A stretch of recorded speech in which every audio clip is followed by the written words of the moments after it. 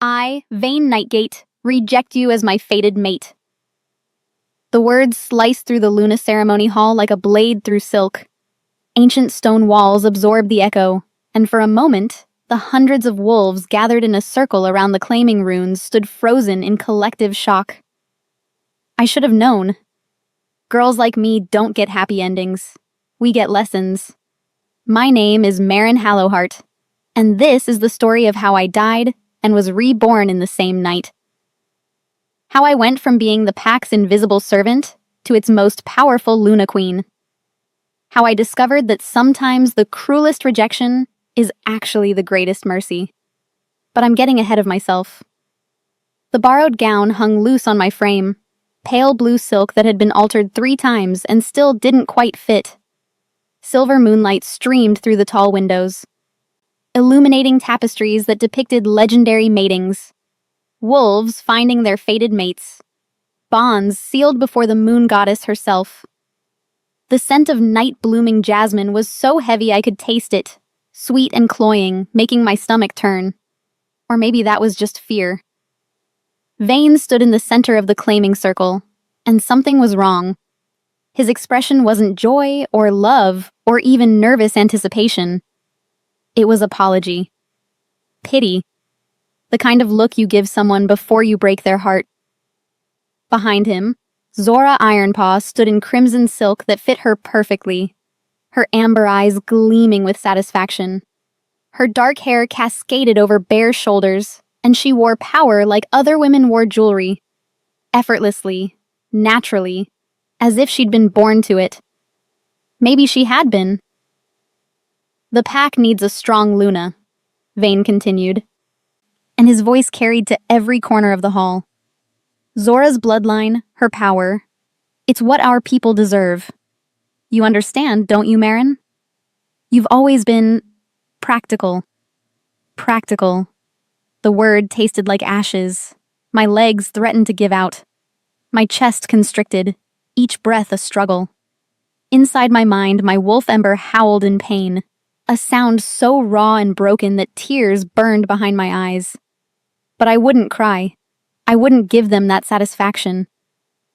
Around me, the pack watched with varying degrees of discomfort and agreement. Some nobles nodded, their expressions saying what their voices wouldn't. Of course he chose her. Did you really think otherwise? Elder Torrens Stoneledge stepped forward, his ancient face impassive.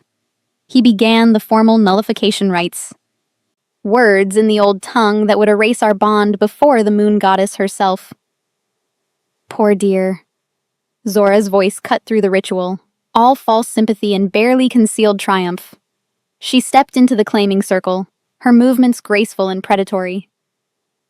Did you really think someone like Vayne would choose you? The mate bond doesn't mean destiny, it means choice. And he chose better. Laughter rippled through the hall. Not everyone. Some wolves looked uncomfortable, even ashamed. But enough. Enough that the sound wrapped around me like chains, pulling me down, drowning me. Broken bloodline, someone whispered. Weak wolf, another added. Lucky she even has a wolf at all.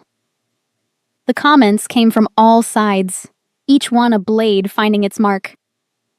My low birth, my weak wolf, my presumption in thinking I could stand beside a prince. I turned to flee. Vision blurring, legs finally moving, desperate to escape before I shattered completely. Stop. One word. Absolute authority. The hall fell silent as if the moon herself had commanded it. Every head turned toward the elevated dais, toward the ancient stone throne where Alpha King Wilder Blackwood sat. The Silent King. That's what they called him. 7 years ago, he'd taken the throne at 23 when his father fell in battle. Since then, he'd ruled with absolute authority, never showing weakness, never taking a mate. He was darkness personified, black hair, storm gray eyes, a presence so commanding that even the most powerful alphas bowed instinctively. I'd always felt his gaze on me at pack gatherings, though I could never understand why a king would notice someone like me. Now he rose, and the entire hall seemed to hold its breath. He descended the dais steps slowly, deliberately. Each footfall echoed through the chamber. The crowd parted like water before him, wolves bowing as he passed, their eyes lowered in instinctive submission. He entered the claiming circle, unprecedented, shocking, and stood beside me. I had to tilt my head back to meet his eyes, and for one moment, his expression softened. Something like pain flickered across his features before the mask of authority returned. "The nullification is granted," he said, his voice carrying absolute finality. "Vayne Nightgate is free of his mate bond." The pause stretched into eternity. My heart hammered against my ribs. But Maren Hallowheart is not free, because I claim her. As of this moment, before the Moon Goddess and this pack, she is mine. The hall exploded. Gasps, shouts, frantic whispers cascading over each other in a wave of shock. "Your Majesty, this is irregular," Elder Torin protested, his ancient voice sharp. "She's an Omega, and you are the Alpha King. The bloodline concerns." "I am the bloodline." Wilder's response was ice. "I am the law. She is my choice, and my choice is final." He extended his hand to me, palm up. Waiting. Not commanding. Offering. I could refuse. Aluna had that right, even before a king. I could flee this nightmare and never look back. But I looked into his eyes and saw something that stopped my breath. Not pity, not duty, recognition. Like he was truly seeing me, all of me, in a way no one ever had. I took his hand. The claiming mark appeared on both our wrists simultaneously. Intertwined wolves beneath a crescent moon, silver lines burning into our skin. The bond snapped into place with such force that I gasped, my knees buckling. It didn't feel like the bond with Vayne. That had been a thin thread, easily dismissed, easily forgotten. This felt like roots growing deep into earth, like finding the missing half of my soul, like coming home after a lifetime of being lost. For a moment, I could feel everything. His fierce protectiveness, his rage at my humiliation, and underneath it all, something tender and ancient that I couldn't name. Wilder led me from the hall, his hand firm on mine. Behind us, chaos erupted. Arguments, shock, confusion. Before us lay an unknown future. My last glimpse was of Vayne's stricken face, Zora's fury, and the pack's collective disbelief. Then the doors closed, and I was alone with the Alpha King. 3 months earlier. The sound of breaking dishes echoed through the servant quarters before the sun had touched the pack house windows. I twisted my body, catching the tray that slipped from the new girl's trembling hands, steadying it with a precision that drew a surprised gasp from the head housekeeper. The older woman stepped back, adjusting her apron, her eyes narrowing with something between reluctant acknowledgement and irritation. "You move like you're trying to be invisible," she said, gesturing toward the kitchen. I didn't answer. I simply continued working. The porcelain clinked as I arranged breakfast settings for the pack nobility, and I used the familiar rhythm to quiet the whisper in my mind. My wolf, Ember, who felt smaller and weaker with each passing day. The head housekeeper shook her head and returned to supervising the others, leaving me to my task. I always tried to be invisible. Invisibility was survival in the Shadowpine pack. When you were an Omega from the servant quarters, when your wolf was weak and your bloodline questioned, you learned to move through spaces without disturbing the air. You learned to anticipate needs before they were spoken. You learned that drawing attention meant inviting mockery. My mother had taught me that, in the years before she died. "Keep your head down, Maren," she'd whispered during those late nights when I was small, curled against her side in our tiny room. "We survive by being useful, by being needed but not noticed. The moment they truly see you is the moment you become a target." She'd been right. 3 years ago, when illness took her while she was serving at a noble's dinner, They'd given her a pauper's burial and moved me into an even smaller room. No one mourned. No one noticed. She'd been invisible in life, and invisible in death. I was determined not to follow her example in that final aspect. The pack house stirred to life around me as dawn broke. Wolves emerged from their chambers. Nobility first, then the warriors, then everyone else in the careful hierarchy that governed our existence. I moved between them like a ghost, refilling cups, clearing plates, attending to needs before they were voiced. "Marin, the training grounds need water," one of the warriors called. I nodded, already moving toward the well. "Marin, Elder Torin wants his chambers cleaned before noon." I adjusted my mental schedule, calculating how to fit everything in. "Marin, watch where you're going." I'd nearly collided with Zora Ironpaw, who stood with her circle of elite she-wolves near the main staircase. They blocked the path deliberately, forcing me to stop, to wait, to acknowledge my lower status. "Sorry," I murmured, eyes down. "You should be." Zora examined her nails, each one painted blood red. "Although I suppose we should be grateful you're useful for something, even if it's just carrying water and scrubbing floors." Her friends laughed, the cruel, casual laughter of wolves who'd never known hardship, never questioned their place in the world. I waited for them to move. They didn't. "I heard your wolf still hasn't won a single challenge," one of them said, a blonde named Kara. "How embarrassing." "Maybe she doesn't actually have a wolf," another suggested. "Maybe it's all pretend." Ember stirred in my mind, hurt and angry, but I pushed her down gently. "Not here. Not now. They're not worth it." Finally, Zora stepped aside with an exaggerated sigh. "Run along, servant. Some of us have important things to do today." I hurried past, my face burning, their laughter following me down the corridor. This was my life. This was normal. The Shadowpine Pack operated on a strict hierarchy. At the top sat Alpha King Wilder Blackwood and his brother, Prince Vane. Below them, the nobility, wolves from ancient bloodlines with power and wealth. Then the warriors, the craftsmen, the common wolves. And at the bottom, servants like me. Omegas with weak wolves, and no social standing. I'd never questioned it. This was simply how things were. The day passed in its usual rhythm. I hauled water to the training grounds, where young wolves practiced combat under the watchful eyes of their instructors. I cleaned Elder Torin's chambers, careful not to disturb his countless scrolls and artifacts. I helped prepare the evening meal, working alongside other servants in the massive kitchen. By sunset, my back ached, and my hands were raw. But the work was done. "Marin, a moment." I turned to find Beta Kellen Winterborn in the doorway.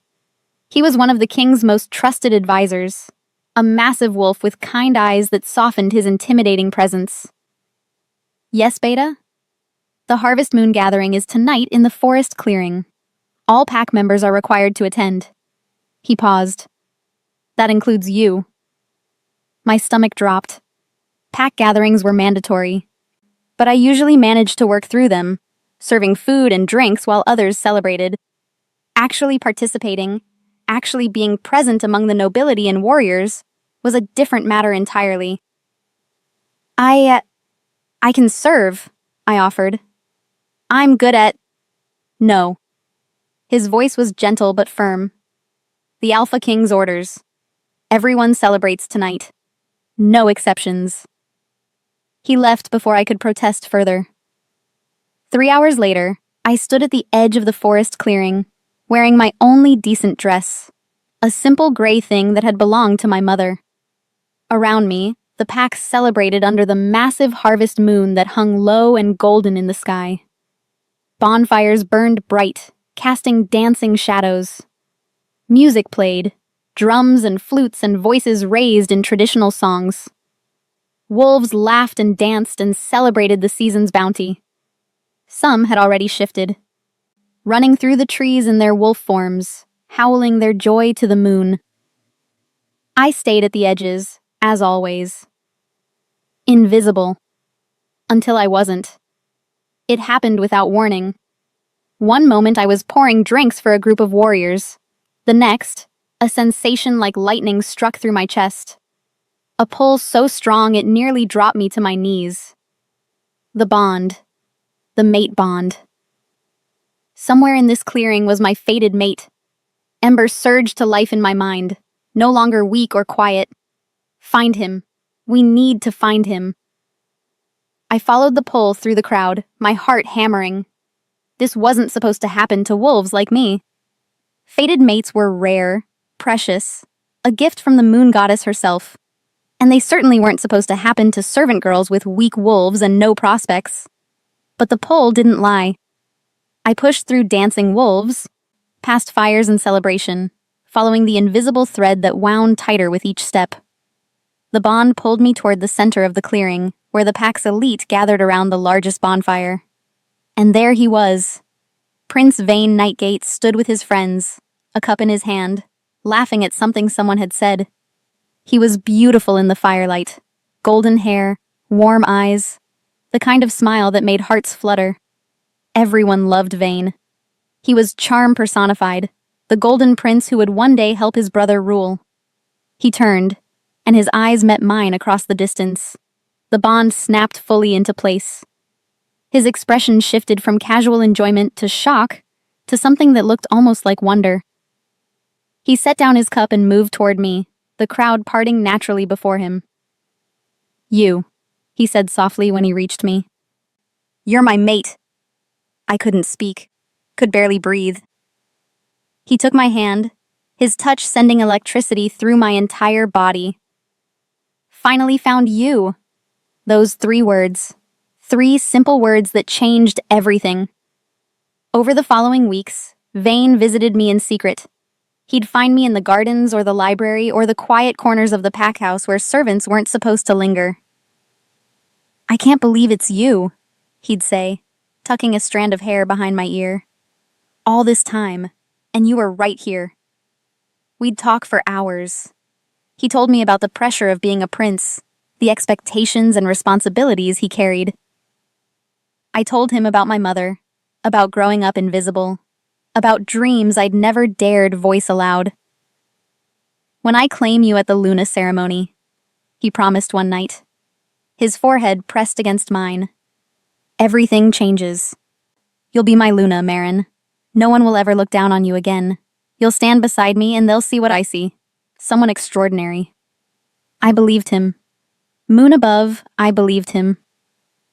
Even as Zora's mockery intensified, and it did, growing sharper and more public, I held on to his promise.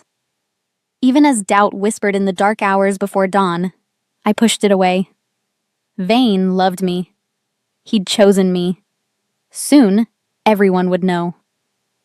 The morning of the Luna ceremony arrived gray and cold. I woke before dawn in my small room, staring at the borrowed dress laid out on my narrow bed. Other servants had helped me prepare it, some kind, others barely concealing their skepticism. "Do you really think he'll go through with it?" one asked while hemming the skirt. "Of course he will," another defended, though her voice lacked conviction. "They're fated mates. Fated mates reject bonds all the time," the first countered, "especially when one of them is a prince and the other is—" She didn't finish. She didn't need to. I pushed Ember's unease away, refusing to acknowledge the growing dread. This was my day, my transformation, my chance at everything I'd never dared hope for. By evening, I stood outside the ceremony hall, my heart pounding so hard I could feel it in my throat. The borrowed dress fit better after all the alterations, but it still felt foreign. I'd never worn anything so fine before. "Ready?" Beta Kellen asked, appearing beside me. I nodded, not trusting my voice. He pushed open the massive doors. The hall was magnificent. Ancient stone walls adorned with tapestries showing legendary matings. Silver moonlight streaming through tall windows. The scent of night-blooming jasmine heavy and sweet.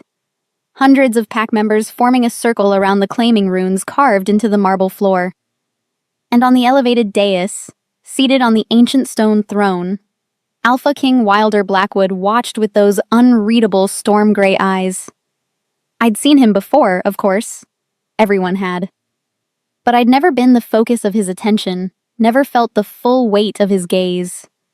It was like standing before an approaching storm, thrilling and terrifying in equal measure. He was nothing like his brother. Where Vayne was golden warmth and easy charm, Wilder was darkness and danger and barely restrained power. He'd ruled for 7 years with absolute authority, never showing weakness, never taking a mate despite the council's constant pressure. The Silent King, they called him, and he terrified everyone. I forced my eyes away, searching for Vayne in the crowd. I found him standing in the claiming circle, and my heart soared. Then plummeted. His expression wasn't love or joy.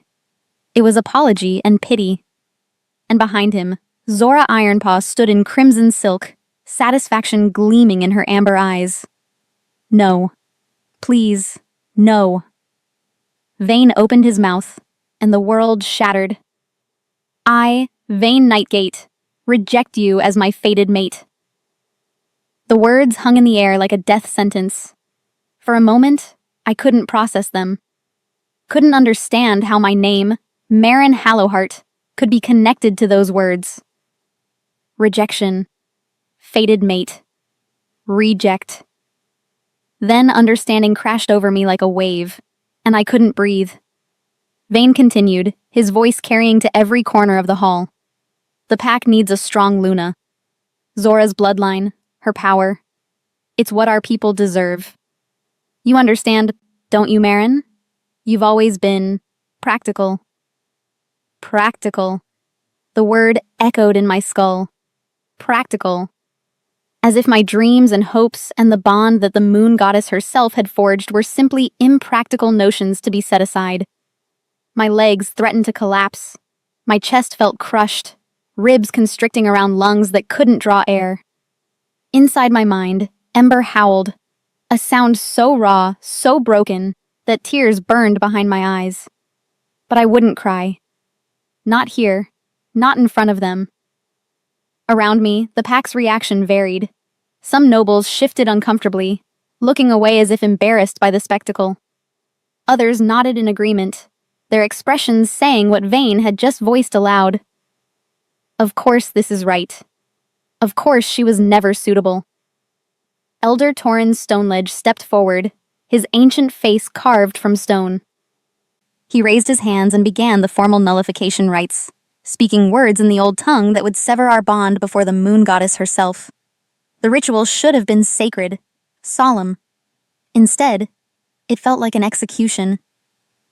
Poor dear, Zora's voice sliced through the ceremony. She stepped into the claiming circle with the grace of a predator approaching wounded prey, her crimson dress catching the moonlight. Did you really think someone like Vayne would choose you? Her voice dripped false sympathy. The mate bond doesn't mean destiny. It means choice. And he chose better. Laughter rippled through the hall. Not everyone. Some wolves looked genuinely uncomfortable. But enough. More than enough. Look at her, someone stage whispered. Standing there like she actually belonged. Broken bloodline, another added.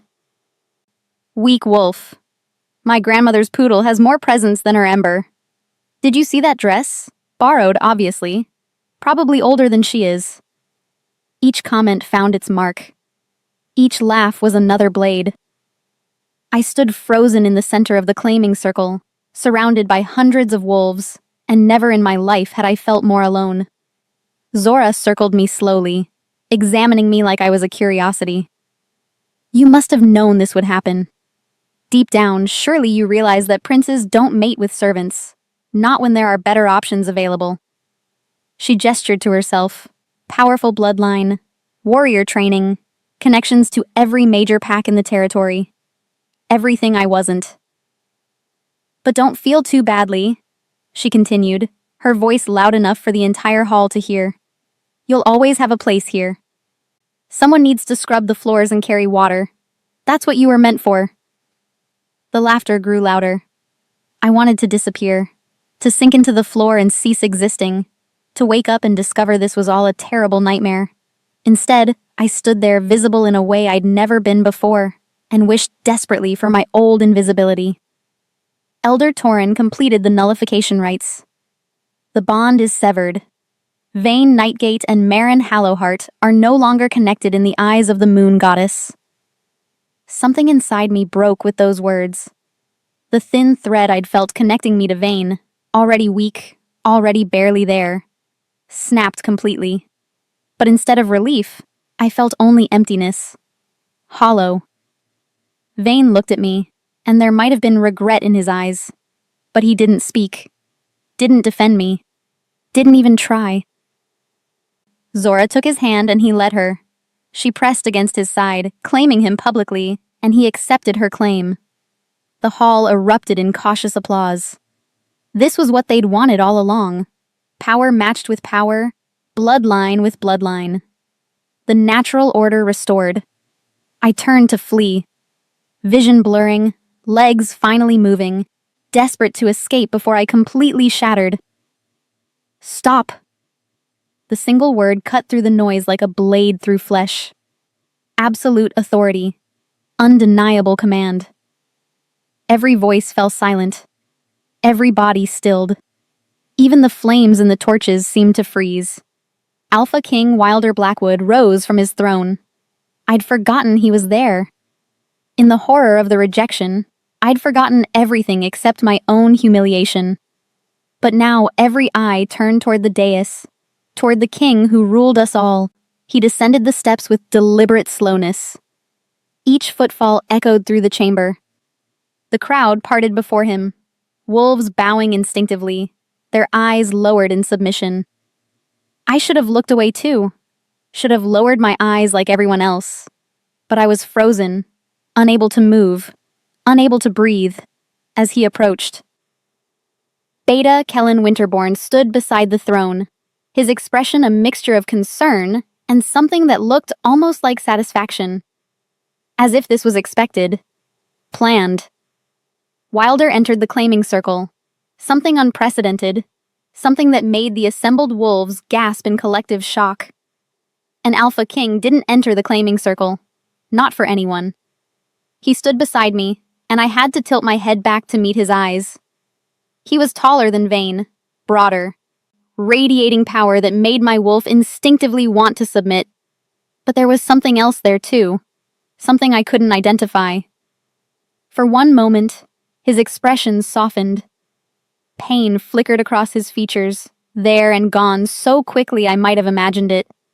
Then the mask of authority returned, cold and absolute. The nullification is granted, he said, and his voice carried to every corner of the vast hall. Vayne Nightgate is free of his mate bond. Vayne's face showed confusion. Zora's showed growing alarm. The pause stretched. Wilder's storm-gray eyes held mine, and I felt like he was asking a question I didn't understand. But Merrin Hallowheart is not free. His voice dropped lower, somehow more powerful for its quietness. Because I claim her. As of this moment, before the moon goddess and this pack, she is mine. The hall exploded. Gasps and shouts erupted from every direction. Wolves pushed forward, straining to see, to understand what had just happened. The noise was deafening. Your Majesty! Elder Torin's voice rose above the chaos. This is highly irregular. She's an Omega, and you are the Alpha King. The bloodline concerns the... I am the bloodline. Each word was ice. I am the law. She is my choice, and my choice is final. Wilder extended his hand to me, palm up, waiting, not commanding, not forcing, offering. I could refuse. Even before an Alpha King, a Luna had that right. I could reject this claim, flee this nightmare, never return to this hall of humiliation. But something made me hesitate. Maybe it was the way he looked at me, not with pity or duty, but with something that looked almost like recognition. Maybe it was Ember, suddenly alert and watchful in my mind. Maybe it was simply that I had nowhere else to go. I looked into his eyes and saw layers I couldn't understand. Saw depths that spoke of years of watching, of waiting, of something I couldn't name. I took his hand. The claiming mark appeared instantly, silver lines burning into the skin of both our wrists. Intertwined wolves beneath a crescent moon. The pack's ancient claiming symbol, but somehow different. More intricate. More powerful. The bond snapped into place with such force that my knees buckled. Wilder's arm moved instantly to steady me, holding me upright as the world tilted. This was nothing like the bond with Vane. That had been a thin thread, easily ignored, barely present even when we were together. This was roots growing deep into earth. This was finding the other half of a soul you didn't know was incomplete. This was coming home after a lifetime of wandering lost. For one overwhelming moment, I felt everything. His fierce protectiveness, like a shield around me. His rage at my humiliation, barely controlled, threatening to explode. And underneath it all, something tender and ancient that I couldn't begin to name. Then the moment passed, and the bond settled into a steady presence. Strong, unbreakable, undeniable. "No!" Zora's voice cracked like a whip. "You can't do this! She's nothing! She is my Luna Queen." Wilder didn't even look at her. "And you will address her as such, or you will be removed from this pack." The threat was casual, almost careless, but everyone heard the steel beneath it. Vane stepped forward, his face pale. "Brother, I don't understand. Why would you—" "Understanding is not required." Wilder's tone was colder than I'd ever heard it. "Acceptance is." He turned to me, his voice dropping so only I could hear. "Can you walk?" I nodded, not trusting my voice. His hand remained firm on mine as he led me from the claiming circle, from the hall, from the staring eyes and shocked whispers. The crowd parted before us, wolves bowing as we passed. I caught glimpses of faces as we moved. Vane's shock and something that might have been jealousy. Zora's fury, barely contained. Elder Torrens' calculation, already planning something. Beta Kellen's slight smile, as if pleased by this turn of events. And countless others, confusion, disbelief, some anger, some curious interest. Then we were through the doors, and they closed behind us with a sound of finality. The corridor stretched ahead, silent except for our footsteps. Wilder didn't speak, just led me through passages I'd cleaned 1,000 times but never truly noticed. Upstairs I'd scrubbed on my hands and knees, past rooms where I'd delivered meals and collected laundry. Finally, we stopped before a set of ornate double doors. He pushed them open, revealing chambers I'd only ever seen while cleaning them. The Luna Queen's chambers. Silk sheets on a massive bed. Carved furniture that had belonged to queens for generations. Windows overlooking the entire territory. Everything rich and beautiful and utterly foreign. I stood in the center of the vast space, lost, still wearing my borrowed dress that suddenly felt even more inadequate. Wilder watched me from the doorway, his expression unreadable. Neither of us spoke. The silence stretched, heavy with questions neither of us knew how to ask. Finally, he said quietly, "I'll give you time to process what happened tonight. These are your chambers now. Mine are connected through that door, but I won't enter unless you invite me." He turned to leave. "Why?" The word escaped before I could stop it. He paused, his hand on the door frame. "Why what?" "Why did you do that? Claim me? You're the Alpha King. You could have anyone. Why someone like me?" He was silent for so long I thought he wouldn't answer. Then he looked back over his shoulder, and his expression was complex. Layers of emotion I couldn't begin to understand. "Because I couldn't watch them destroy you." You don't know me, don't I? The door closed behind him, leaving me alone in chambers meant for a queen, with more questions than answers and a claiming mark burning on my wrist. I didn't sleep that night. How could I? I stood at the window of the Luna Queen's chambers, my chambers now, though the thought felt absurd, and watched the moon complete its arc across the sky. The claiming mark on my wrist pulsed with warmth, a constant reminder that everything had changed in the space of a single evening. Somewhere beyond these walls, the pack was still reeling. Somewhere, Vayne was explaining his actions to his friends. Somewhere, Zora was planning her next move. Somewhere, Elder Torin was calculating political angles. And I was here, in rooms I'd once cleaned, wearing a dress that didn't fit, trying to understand how my life had become unrecognizable. Ember stirred in my mind, no longer whimpering in pain. She felt different, stronger, somehow more alert. What just happened to us? I asked her silently. I don't know, she responded, her voice clearer than it had been in years. But did you feel him? Did you feel his wolf? I had. In that moment when the bond snapped into place, I'd felt more than Wilder's emotions. I'd felt his wolf, massive, powerful, ancient, a black wolf that radiated authority and barely restrained strength. Nothing like what I'd felt with Vayne. Dawn came eventually, pale light turning the sky from black to gray to pink. I watched it all, my mind spinning through the events of the previous night over and over, trying to find a pattern, trying to make sense of something that made no sense at all. A knock on the door made me jump. Luna Queen? A woman's voice, hesitant. May I enter? I almost laughed. Luna Queen. As if I had any idea how to be a queen. Come in. The door opened to reveal an older woman I recognized as one of the head servants. She carried a tray laden with breakfast and wore an expression of cautious respect that I'd never seen directed at me before. Good morning, Luna Queen. I'm Nola. I'll be attending to your personal needs. She set the tray on a small table near the window. The Alpha King requests your presence in his private study when you're ready. My stomach clenched. When should I? Whenever you feel prepared. He said there's no rush.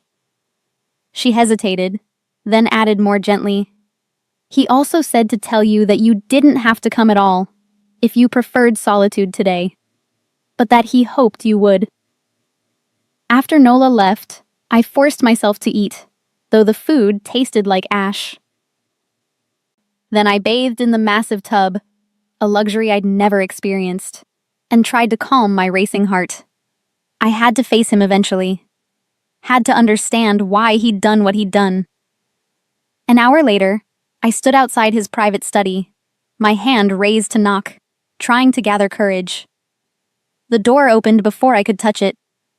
Wilder stood there, and in the morning light, he looked different than he had the previous night. Less like a king on a throne, more like a man. He'd changed from formal ceremonial robes into simple dark clothes, and his black hair was slightly disheveled, as if he'd been running his hands through it. Come in, he said quietly. The study was smaller than I'd expected, lined with books and maps, with a large desk covered in papers. It felt personal in a way the throne room never could. Lived in, real. You didn't have to do that, I said once the door closed behind us. The words came out sharper than I'd intended. I know. Then why did you? He moved to the window, his back to me. For a long moment, he didn't speak. When he finally did, his voice was quiet. I couldn't watch them destroy you. You said that last night, but you don't know me. He turned, and his storm gray eyes held mine. Don't I?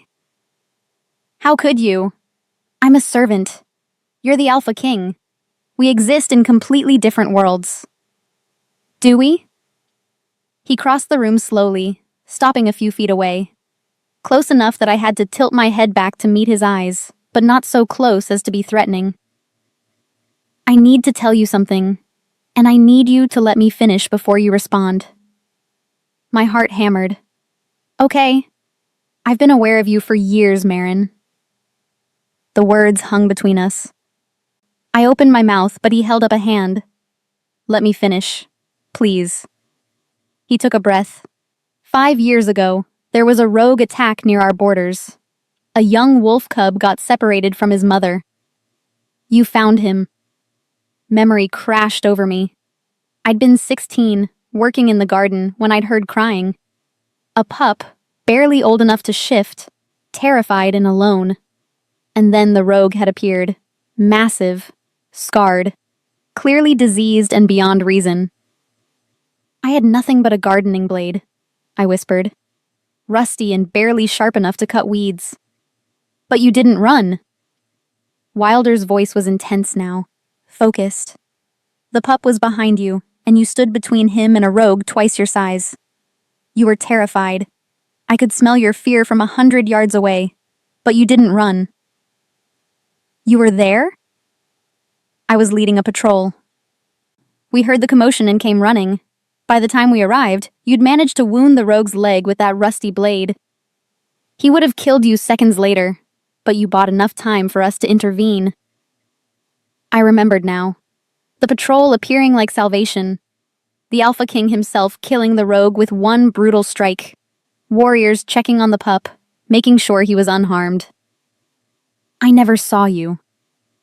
I know. You'd collapsed by then, exhausted and injured. We took the pup back to his mother, and I assigned someone to make sure you got medical attention. But I never forgot the girl who fought when she should have fled. My mind reeled. That's why you claimed me? Because of something that happened 5 years ago? That's part of it. He moved to his desk, leaning against it. 3 years ago, there was a border skirmish with the Northern Pack. Several of our warriors were badly wounded. Our healers were overwhelmed. Some of the most critically injured.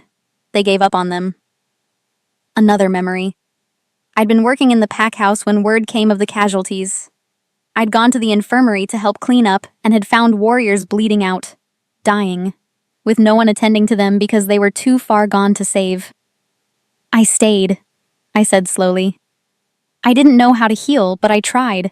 I cleaned wounds. I held hands. My voice cracked. Most of them died anyway. But not all. 2 warriors survived who shouldn't have. Survived because you refused to give up on them.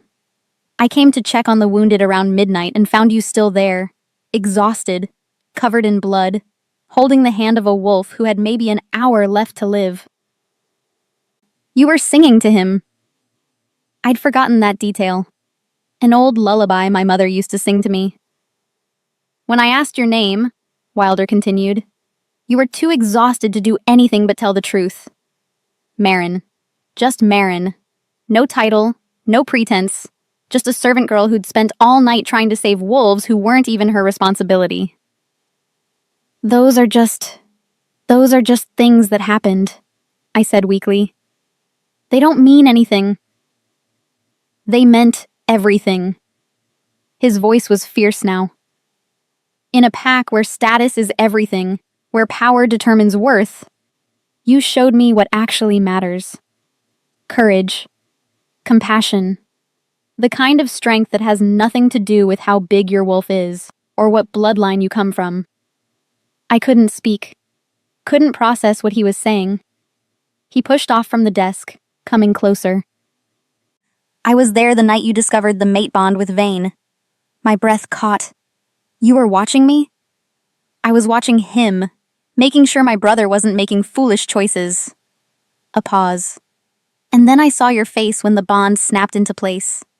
I saw the hope light up in your eyes, the belief that finally, something good was happening to you. The memory was sharp and painful. The moment I'd felt the bond, the overwhelming joy, the certainty that everything was about to change for the better. And you said nothing, I whispered. What would I have said? His jaw tightened. That I'd been drawn to you for years? That I watched you like a fool, trying to understand why a servant girl haunted my thoughts? You had a mate. The bond is sacred. I had no right. So you just watched. While Vane made promises he never intended to keep. I hoped he would keep them. Wilder's voice dropped. I hoped I was wrong about my brother, that he'd grown past his need for approval, his obsession with status, that he'd see what I saw, someone extraordinary. But he didn't. No, he didn't. The words were heavy with disappointment. And tonight, when he rejected you, when they laughed, his hands clenched into fists. My wolf wouldn't let me stand by, and neither would I. So this was mercy? The bitterness in my voice surprised even me. Poor Maren, rejected and humiliated. Better save her before she does something foolish. He crossed the distance between us in 3 strides. No, this was selfishness. This was me taking what I wanted the moment I had the right to take it. We stood close enough now that I could feel the heat radiating from him. Close enough that the bond hummed with awareness, with connection, with something I didn't have words for.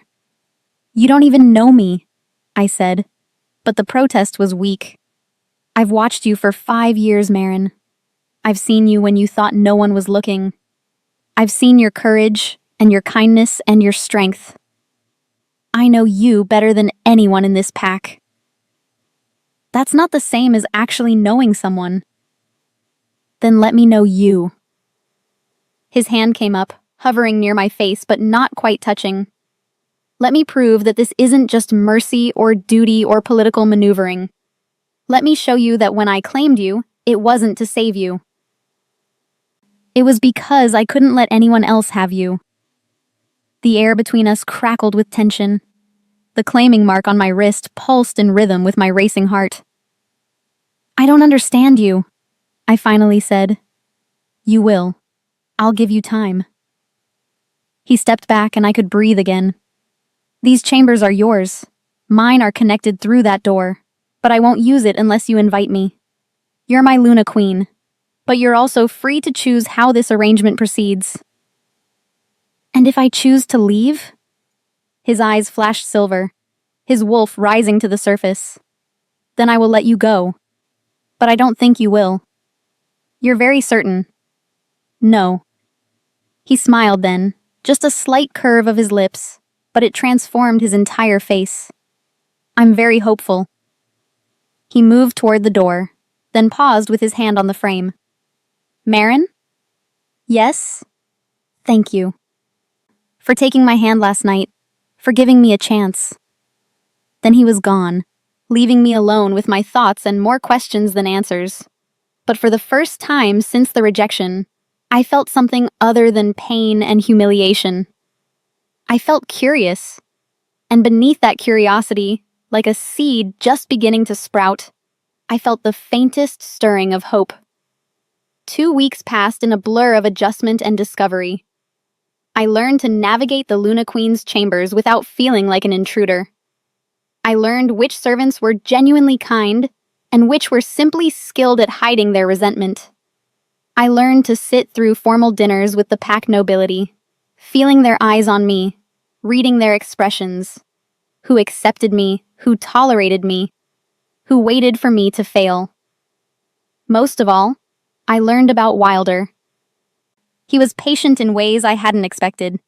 He never pushed, never demanded. Instead, he offered small moments of connection that felt more precious because they were freely given. Shared meals where conversation flowed easier with each passing day. Him teaching me pack history in the library, his voice growing animated when he spoke about the old ways, the traditions that mattered. Me slowly beginning to see the man behind the crown, the weight he carried, the loneliness of absolute authority, the way he genuinely cared about every member of the pack, even the lowest servants. You check on them, I said one evening, surprised. We were reviewing reports in his study, and I'd noticed him making notes about individual pack members. The Omegas, the servants, you know their names. Of course I do. They're my responsibility.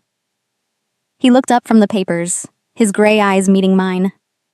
A king who doesn't know his people isn't really a king. He's just someone sitting on a throne. Most alphas don't think that way. Most alphas are fools. He set down his pen. Power without compassion is just tyranny, and tyranny always falls eventually. These were the moments when I forgot he was the Alpha King, when he was simply Wilder, a man who carried the weight of the world on his shoulders and somehow still found room to care about individual lives. But the pack's adjustment to our bond was slower, more complicated. Some accepted it with cautious optimism. Beta Kellen had been supportive from the start, going out of his way to help me understand pack politics and social dynamics. Some of the younger wolves seemed genuinely excited. A Luna Queen who'd risen from nothing gave them hope that the rigid hierarchy might change. Others were less welcoming. The nobility, especially those allied with Elder Torin, viewed me as an upstart who disrupted the natural order. They were polite to my face, but I caught their whispers, felt their disapproval like a physical weight. And then there was Vayne. I'd avoided him successfully for 2 weeks. The pack house was large enough that our paths didn't have to cross, but I should have known it couldn't last forever. It was late afternoon when I ventured into the castle gardens. I'd been practicing meditation techniques that Wilder had taught me, trying to strengthen my connection with Ember. My wolf had been restless lately, stirring more frequently, feeling different in ways I couldn't articulate. Strange things had started happening too. Small things, easily dismissed. Flowers seeming to lean toward me as I passed. Birds landing fearlessly on my shoulders, chirping as if trying to communicate. A wounded rabbit I'd found near the garden wall. I'd touched it gently, meaning only comfort, and its injuries had begun to close. I told myself I was imagining it, seeing patterns that didn't exist. But Ember knew better. "Something's changing in us," she whispered. "Something's waking up." I was sitting on a stone bench near the hedge maze, eyes closed, breathing in the scent of late autumn roses, when footsteps approached. "Marin, wait!" My eyes snapped open. Vayne stood a few feet away, looking nothing like the golden prince who'd rejected me 2 weeks ago. His hair was disheveled. His clothes rumpled. Dark circles shadowed his eyes, and his expression was haunted. "Can we talk? Please." Every instinct screamed at me to leave, to refuse him even this small interaction. But something, maybe curiosity, maybe a need for closure, made me nod. He sat on the bench, careful to leave space between us. For a long moment, he just stared at the roses, gathering words. "I made a terrible mistake," he finally said. "The worst mistake of my life." I said nothing, waited. I felt the bond between us. I know I did. That night at the harvest moon, it was real, Marin. The pull, the connection, everything I told you afterward, all those promises. His voice cracked. I meant them. In that moment, I truly meant them. But not enough to keep them. No. The admission was quiet, heavy with regret. The pack's expectations, the pressure from the elders, from the nobility. They all said the same thing, that I needed a strong Luna, someone from a powerful bloodline, that choosing you would weaken my position, make me look foolish. So you chose Zora. You chose power. I chose wrong. His voice rose, desperate now. Zora is cold, calculating. Every decision I make, every word I speak, she criticizes it, corrects it, tells me how I should have done better. The bond I thought we'd form, the partnership I imagined. It's hollow, Marin. Empty. He turned to face me fully. But what we had, what we could have, we had nothing, Vayne. My voice was steady, surprising even myself. You had a convenient Omega who worshipped you. I had a dream. That's not fair, isn't it? I stood, unable to sit beside him any longer. You made promises in private and broke them in public. You let them mock me, humiliate me. You stood there and did nothing while Zora tore me apart in front of the entire pack. I know. His face crumpled. I know, and I hate myself for it. But I'm here now, asking for another chance. We could. He reached for my hand. I stepped back. No. Maren, please. I said no. The rejection was simple, final, and it felt like freedom. She gave you my answer when she stepped back. Wilder's voice cut through the garden air like thunder before a storm. He emerged from the shadow of the hedge maze, and his presence transformed the space. The air itself seemed to vibrate with barely controlled power. Vane's face went pale. How long have you been there? Long enough? Wilder moved to stand beside me, and I felt his hands settle at the small of my back, possessive but not controlling, protective but not suffocating. Long enough to hear my brother make excuses for his weakness. This doesn't concern you. Everything concerning my mate concerns me. The word mate hung in the air between them. Not Luna Queen. Not claimed. Mate. Vane's jaw clenched. You want to know the difference between us, brother? Wilder's voice was quiet, deadly. When I saw something precious, I claimed it. When you saw something precious, you wondered what everyone else would think. That's not. You rejected her because you cared more about appearances than about her. About power than about honor. About what the nobility would say than about keeping your word. Vane's anger flared. You wanted her. Even before the ceremony, you wanted her. You watched us together and you were jealous. The accusation hung heavy in the garden air. Yes. Wilder's admission was simple, devastating. I've wanted her since the moment I saw her fight a rogue twice her size to protect a pup she didn't know. I've wanted her through every condescending comment you and your friends made about her. I wanted her when you touched her hand and smiled your charming smile, making her believe you were her future. My breath caught. He'd never mentioned being there for that moment at the Harvest Moon gathering. Never told me he'd witnessed the bond forming between me and Vane. Wilder's eyes were molten silver now, his wolf close to the surface. But I am the Alpha King. I do not take what belongs to another, not even from you. The mate bond is sacred. I had no right to interfere. Then why did you claim her? Vane demanded. The moment I rejected her, you were there, like you'd been waiting for it. I claimed her because you freed her.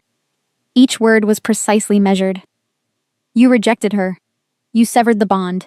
You threw away something precious because you're too weak to stand against social pressure. I simply refuse to let anyone else make the same mistake. You're in love with her. Silence, heavy, weighted with truth. Wilder didn't deny it. What I feel is none of your concern. She is my Luna Queen. She is under my protection.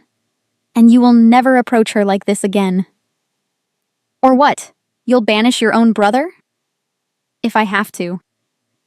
The words fell like stones into still water. Vane stared at Wilder, and I saw the moment he truly understood. He'd lost not just me, but his brother's respect, his place in the family hierarchy, everything he'd taken for granted. I've lost you both, haven't I? His voice was hollow. You lost us the moment you put pride above honor, Wilder said. The moment you chose comfort over courage. The moment you stood in that ceremony hall and humiliated the woman the moon goddess chose for you. Vane looked at me, his expression pleading. Maren. He's right, I said quietly. You made your choice. Now you have to live with it. He left without another word, shoulders slumped, the golden prince diminished. I stood in the garden with Wilder, processing what had just happened. What had just been said? Did you mean it? I asked finally. What you said about wanting me. He turned to face me fully, and there was no mask now, no Alpha King authority. Just a man being honest. Every word. Why didn't you tell me? Because you deserved time. Time to heal from Vane's rejection. Time to choose, to know me as something other than your rescuer. Time to understand that what's between us isn't just duty or gratitude or politics. He stepped closer, and the bond between us hummed with awareness. I didn't want you to feel obligated, didn't want you to accept me because you had nowhere else to go, or because I'm the Alpha King and you're afraid to refuse. And now I'm terrified. A slight smile touched his lips. Terrified you'll realize you deserve better than a king who claims what he wants. Terrified you'll wake up one day and understand that you could have anyone, be anything, and you're wasting your life with me. I laughed, the sound surprising us both. You're not what I expected. Wilder Blackwood. Is that good or bad? I'm still deciding, but my smile said otherwise. And when he offered his hand, I took it without hesitation. We walked back toward the pack house together, and for the first time since the ceremony, I felt something settle in my chest. Not quite peace. Too much was still uncertain. Too much still needed to be resolved. But something close to it. Behind us, in the garden, the roses bloomed brighter than they had all season. Birds sang in voices sweeter than normal. And in the shadows of the hedge maze, something ancient stirred, responding to a power that was only beginning to wake. 4 weeks after the claiming ceremony, I woke from a dream that felt more like a memory. I was running through an ancient forest as a massive silver wolf. Trees older than the pack itself rose around me, their roots thick and gnarled. Moonlight filtered through the canopy, turning everything into a landscape of silver and shadow. A black wolf ran beside me. Wilder's wolf. I knew it without question. We moved in perfect synchronization, two halves of one whole. The forest responded to our passage, branches bending away from our path, flowers blooming in our wake, the very earth seeming to welcome us home. Then voices, calling my name in a language I didn't understand but somehow recognized. Ancient words that made my bones vibrate and my soul ache with longing. Come home, daughter of the silver line. Come home and remember who you are. I jolted awake, gasping, my heart racing. My eyes burned with a strange heat, and when I stumbled to the mirror, they flashed gold before fading back to their usual brown. Ember was fully awake in my mind, more alert than I'd ever felt her. Did you see it? She asked urgently. Did you see what we could be? I didn't answer, couldn't answer, because I didn't understand what I'd seen. The strange occurrences had been increasing in frequency over the past weeks. No longer small, easily dismissed incidents. Now they were impossible to ignore. 3 days ago, I'd been walking through the pack gardens when every flower within 10 feet had burst into bloom simultaneously. Roses, jasmine, even winter flowers that shouldn't have been growing at all. The gardener had stared in shock, unable to explain what had happened. 2 days ago, I'd visited the pack infirmary to bring supplies. A young warrior lay dying from wounds sustained in a border dispute. The healers had given up, preparing his family for the inevitable. I'd touched his shoulder, meaning only comfort, and watched in amazement as his wounds began to close, flesh knitting together, infection draining away. He'd opened his eyes and smiled at me. Yesterday, I'd been so overwhelmed by the bond with Wilder, feeling his presence from across the pack house, sensing his emotions as clearly as my own, that I'd had to excuse myself from dinner and spend an hour in the Luna Queen's chambers just trying to understand what was happening to me. Something was changing, something fundamental, and I was terrified. Luna Queen? Nola knocked softly on my door. Elder Reverie Sunder requests your presence in her chambers. She says it's urgent. My stomach dropped. Reverie Sunder was the pack's witch, ancient, powerful, keeper of secrets and old knowledge. If she wanted to see me, something was wrong. An hour later, I stood in Reverie's chambers deep in the oldest part of the pack house. The air was thick with the scent of herbs and incense.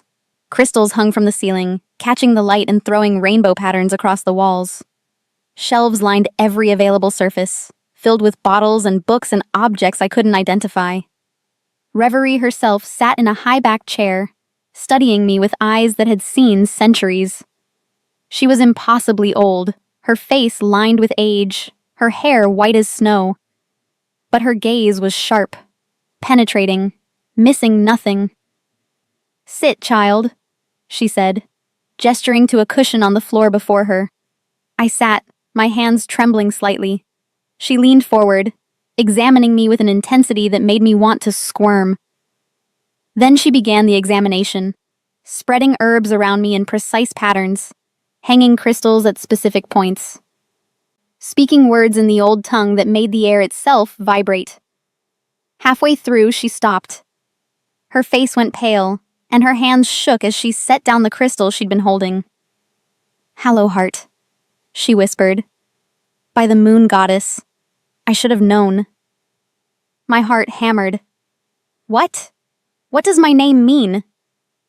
Not what, child. Who? She stood with surprising agility for someone so ancient, moving to one of her bookshelves and pulling out a massive tome bound in aged leather. She flipped through pages until she found what she was looking for. Your name isn't just a name. It's a bloodline. The Hallowheart line. The healers. The life-bringers. The moon goddess's chosen daughters. She turned the book toward me. The page showed an illustration of a massive silver wolf with a crescent moon marking on its neck. Around it, flowers bloomed and animals gathered, drawn by an invisible force. I don't understand. 70 years ago, there was a purge. Reverie's voice was heavy with old grief. Rival packs feared the Hallowheart power, the ability to heal mortal wounds, to command nature itself, to bring life where there was only death. They saw it as a threat to the natural order, so they hunted the silver wolves, killed entire families, destroyed bloodlines that had existed for thousands of years. My mouth went dry. Everyone thought the line died out? We believed the purge was complete, that the last Hallowheart perished in the flames. She looked at me with something like awe. Your mother must have hidden her nature, suppressed her wolf, lived as ordinary to protect you, to keep you safe from those who would fear what you could become. My mother was powerful? The idea seemed impossible. My mother had been a servant, quiet and unremarkable. She'd told me to stay invisible, to never draw attention. Your mother was likely one of the last true Hallowhearts. And you... Reverie's voice dropped to a whisper. You carry the full strength of the line, undiluted, pure, possibly stronger than any Hallowheart who came before, because your power has been compressed, suppressed, waiting to emerge. The door opened. Wilder entered, his expression tense. Reverie sent for me. What's happened? The witch gestured him closer. Your mate, Alpha King, is not what she appears. Not what any of us believed. She explained quickly, showing him the book, the history, the implications. I watched his face shift from confusion to understanding to something that looked almost like recognition. That's why I was drawn to her, he said softly. Not just attraction. Recognition. My wolf knew hers. Reverie nodded. The silver wolves were meant to mate with the strongest alphas, to balance power with healing, strength with compassion. It's why the bond between you feels different, stronger than normal mate bonds. You're not just compatible, you're complementary. Two halves of an ancient pairing. Are you saying we're fated mates? I asked, my voice barely a whisper. I'm saying the moon goddess works in mysterious ways. Reverie closed the book gently. What Vane felt was surface attraction, amplified by proximity and desire. What you two share runs deeper than bloodlines, deeper than choice. Your souls recognized each other. She turned to me, her ancient eyes serious. But your power is waking, child, and it needs to be properly awakened, or it will continue to manifest in dangerous, uncontrolled ways. You need to shift, to let your wolf show her true form. Fear clenched my stomach. What if I can't? What if I'm still weak? Wilder moved to my side, his hand finding mine. You were never weak. You were sleeping. That night, under the full moon, Wilder led me to the sacred shifting grounds deep in pack territory. It was a clearing I'd never seen before, ringed by ancient standing stones carved with runes that glowed faintly silver in the moonlight. Other wolves gathered at a respectful distance. Beta Kellen, Elder Reverie, a handful of the pack's most trusted members. They sensed something momentous was about to happen. I stood in the center of the clearing, trembling, while Wilder held both my hands. "What if I can't?" I whispered. "What if nothing happens?" "Then nothing happens, and we try again another night." His thumb brushed across my knuckles. "But I don't think that's what's going to happen. I think your wolf has been waiting for this moment her entire life." "I'm scared." "I know." He cupped my face gently. "But I'm here. I won't leave you.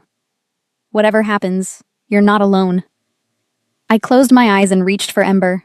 For weeks she'd been stirring, growing stronger, feeling different. Now I called to her fully, without fear or reservation. "Ready?" I asked. "We were born ready," she responded, and her voice was powerful, confident, nothing like the weak whisper I'd known for years. The shift began. It was nothing like the painful, awkward transformations I'd experienced before. This was agony and ecstasy combined. Bones reshaping with purpose, muscles expanding with power, fur erupting in a cascade of sensation that was almost overwhelming. I felt myself growing, changing, becoming something I'd never been before. When I opened my eyes, the world was transformed. Sharper, brighter, more alive than I'd ever seen it. I could smell everything. The individual wolves gathered around the clearing, the ancient magic in the standing stones, the life force of every plant and animal within 100 yards. I looked down at my paws. They were massive, powerful, nothing like the small, weak paws I'd known. I caught my reflection in a pool of water near the stones. The wolf staring back at me was magnificent. Silver-white fur that seemed to glow in the moonlight, catching and reflecting illumination until I looked like I was made of starlight itself. I was nearly as large as an alpha's wolf, larger than Zora, larger than most male warriors. My eyes burned pure gold, and around my neck, a natural marking in darker fur formed the shape of a crescent moon. The pack gasped collectively. Beta Kellen's voice broke the stunned silence. "The moon's mark. She's true-born Hallowheart."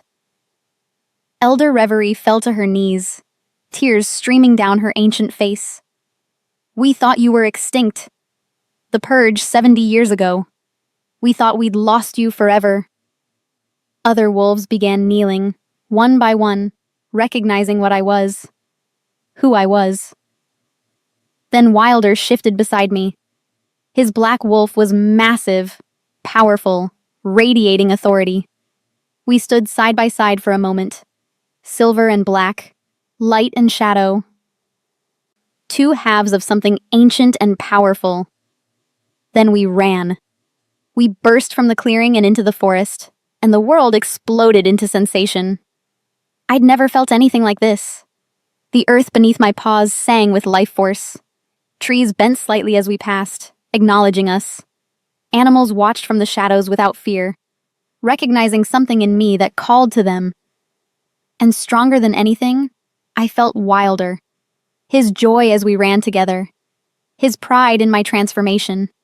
His love. Because it was love, I could feel it now. Undeniable and overwhelming. The mate bond wasn't what I'd felt with Vane. That had been a false echo, a shadow of the real thing. This was all-consuming, unbreakable, soul-deep. This was finding the other half of myself that I hadn't known was missing. I stumbled, overwhelmed by the intensity of it. Wilder's wolf pressed against my side immediately, steadying me. Our eyes met, and the bond fully snapped into place. Not the claiming bond from the ceremony, but the true mate bond that had been waiting to manifest. I felt everything. His emotions, his presence, his very essence. and I knew he felt the same from me. We shifted back to human form. Someone had left clothes for us, and we dressed quickly, neither of us speaking, both trying to process what had just happened. "I feel you," I finally whispered. "Even now, I feel you. Your emotions, your presence. It's like you're part of me." The true mate bond. His voice was rough with emotion. "My wolf recognized you from the first moment, but I needed you to feel it too. To know it wasn't just me claiming you because I could, but because we're meant to be together. Why didn't you tell me? Would you have believed me?" He pulled me close, and I melted into his embrace. "Or would you have thought I was manipulating you, claiming a bond that wasn't there to justify the claiming?" The bond with Vane was incomplete, superficial. Some wolves can mistake attraction or compatibility for destiny, especially when one party desperately wants it to be true. So he wasn't really my mate? He could have been, if he'd chosen you, if you'd both worked to build something real. Wilder's arms tightened around me. But true mates choose each other, in this life and whatever comes after. My soul knows yours, Marin. It's known you since the moment we met, and it will know you until the stars go dark. I finally understood. I wasn't broken. I'd never been broken. I'd been sleeping, waiting, preparing for this moment when everything would change. "I choose you," I whispered against his chest. "Not because you're a king, not because you saved me, but because when you look at me, I see myself the way I was always meant to be seen." And how is that? Whole. We sealed the bond properly then, not with words or ceremony, but with a kiss that felt like coming home. The claiming marks on our wrists glowed and expanded, intertwining until it was impossible to tell where one ended and the other began. This was the real claiming, witnessed only by the moon. Chosen freely by both. Sealed in love instead of duty. When we finally returned to the clearing, the assembled wolves were still there, waiting. They knelt as we approached, not from duty but from genuine respect. I was no longer just the servant girl who'd been claimed out of mercy. I was Marin Hallowheart, last daughter of the Silver Line, Luna Queen of the Shadowpine Pack. And I was finally, truly awake. 4 weeks after my awakening, the new moon gathering arrived. It was a tradition as old as the pack itself. Every season, when the moon went dark, all regional packs assembled at Shadowpine to renew alliances, settle disputes, and reaffirm the bonds that held Wolf Society together. Alphas from neighboring territories came with their betas and advisors, filling the great hall with hundreds of wolves, all watching, all judging. I stood beside Wilder on the dais, wearing a gown that actually fit this time, deep forest green that Nola had helped me choose. The claiming mark on my wrist was visible, no longer hidden. I'd learned to carry myself differently in the past weeks, not with arrogance, but with quiet confidence. I was still learning what it meant to be Luna Queen, but I was no longer pretending I didn't belong. The hall buzzed with conversation as wolves greeted old allies and sized up potential rivals. I caught fragments of whispers about me, some admiring, some skeptical, all curious about the servant girl who'd become queen and discovered she was something far more. Wilder's hand found mine briefly, a gesture of support that sent warmth through the bond. "You're doing well," he murmured. "Half the alphas here are already impressed by your composure. And the other half are waiting for you to prove yourself." He smiled slightly. "Let them wait." The formal proceedings began. Alliances were renewed with ceremonial words and ritual gestures. Disputes were brought before Wilder for judgment. He handled each with the careful balance of strength and fairness that made him respected, even by those who disagreed with his decisions.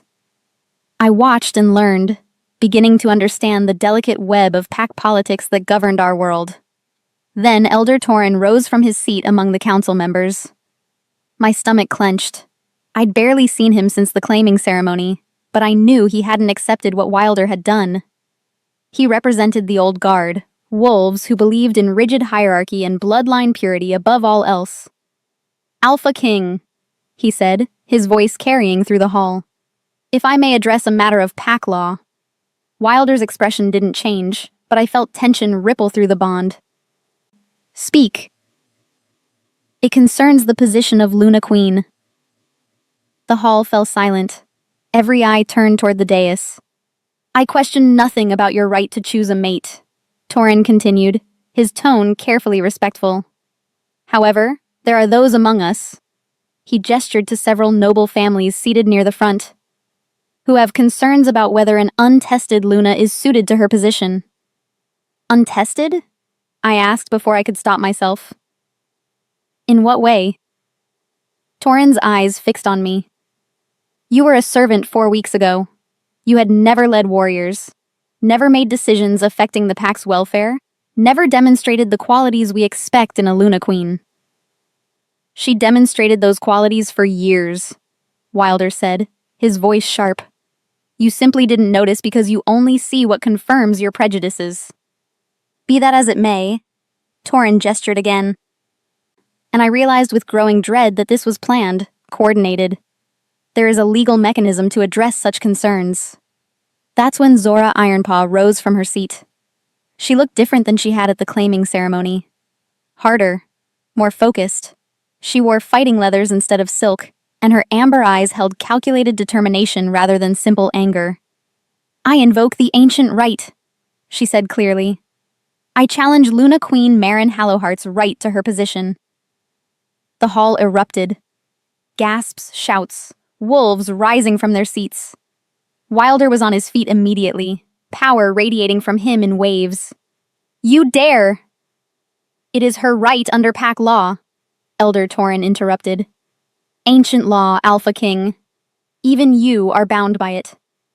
Beta Kellen appeared at Wilder's side, his expression grim. "He's correct. The challenge is legal." Zora stepped forward, addressing the assembled wolves. "I don't do this out of spite or jealousy. I do it because the pack deserves a Luna Queen who has proven herself. Marin was an Omega with a weak wolf. Yes, she's shown power recently, but it's untested, unproven. How can we trust our safety, our future, to someone who has never faced real challenge?" Murmurs of agreement rippled through the hall. Not everyone. Many wolves looked uncomfortable with the challenge, but enough to make it clear this wasn't just Zora's agenda. "The challenge is simple," Torin said. "As outlined in pack law, 2 wolves fight in their shifted forms, witnessed by the full pack. The winner proves her right to the position." "This is unnecessary," Wilder said, and I could feel his barely controlled rage through the bond. "My mate has already proven herself. To you, perhaps."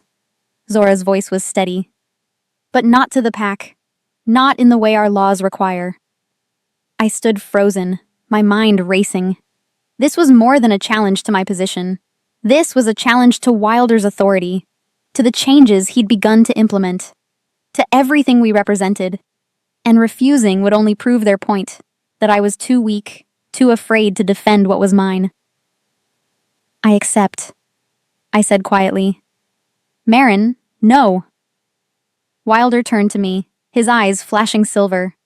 "You don't have to do this." "Yes, I do." I met his gaze steadily. "If I refuse, they'll always question whether I deserve to be here, whether you made a mistake claiming me. This is the only way to end the doubt. She could kill you. She could try." I looked past him to Zora, who watched with grim satisfaction. "When?" "Tomorrow night," Elder Torin answered. "At the ancient challenge circle. Witnessed by the full pack, as tradition demands." The gathering dissolved into chaos after that. Wolves arguing, taking sides, speculating about the outcome. Wilder led me from the hall quickly, his hand firm on my arm. We didn't speak until we reached his private chambers. Then he pulled me into his arms, holding me so tightly I could barely breathe. "There has to be another way," he said against my hair. "I won't risk you. I can't." You're not risking me. I'm choosing this. I pulled back enough to meet his eyes. I've spent my whole life being told I'm not enough, being looked at like I don't belong, like I'm only here by accident or mercy. This ends tomorrow. Marin, let them see the truth, Wilder. Let them see what they created when they tried to break me. His jaw clenched, but he finally nodded. Then we prepare. Zora is trained, experienced. She's fought in dozens of challenges and never lost. I'm a Hallowheart. My eyes flashed gold. And I'm done being invisible. The next day passed in a blur of preparation. Wilder insisted on training me, though we both knew it was more about channeling anxiety than actual preparation. My power wasn't something that could be taught. It simply was. But being with him helped. Feeling his presence through the bond, his fierce protectiveness, his absolute faith in me. Promise me something, he said as the sun began to set. We were in his chambers, and he was braiding my hair. A simple gesture that felt impossibly intimate.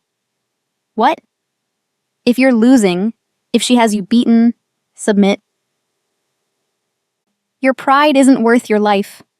I caught his hands, stilling them. I'm not doing this for pride. I'm doing this so no one ever questions your choice again.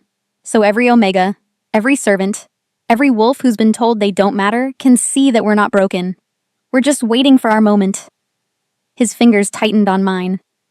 You terrify me sometimes. Your courage, your strength. I've faced down rival alphas and rogue armies, and nothing has ever scared me as much as the thought of losing you. You won't lose me. I turned to face him fully. I promise. As darkness fell, we made our way to the ancient challenge circle. It was a natural amphitheater deep in pack territory, formed by a ring of massive stones that had stood for thousands of years. Torches burned at the cardinal points, casting dancing shadows. The full pack was already assembled, hundreds of wolves forming a circle around the fighting ground. I saw familiar faces in the crowd. Beta Kellen, his expression tense but supportive. Elder Reverie, watching with ancient eyes that held secrets. Vane, standing near the back, his face unreadable. And everywhere, wolves waiting to see if the servant girl could possibly defeat a trained warrior. Zora stood in the center of the circle, wearing ceremonial fighting garb, leather and steel, marked with her family's crest. She looked confident, deadly, every inch the warrior she'd been trained to be. I wore simple clothes, no armor, no weapons, just myself. We faced each other across the circle as Elder Torin raised his hands for silence. This challenge is witnessed by the moon goddess and the full pack, he intoned.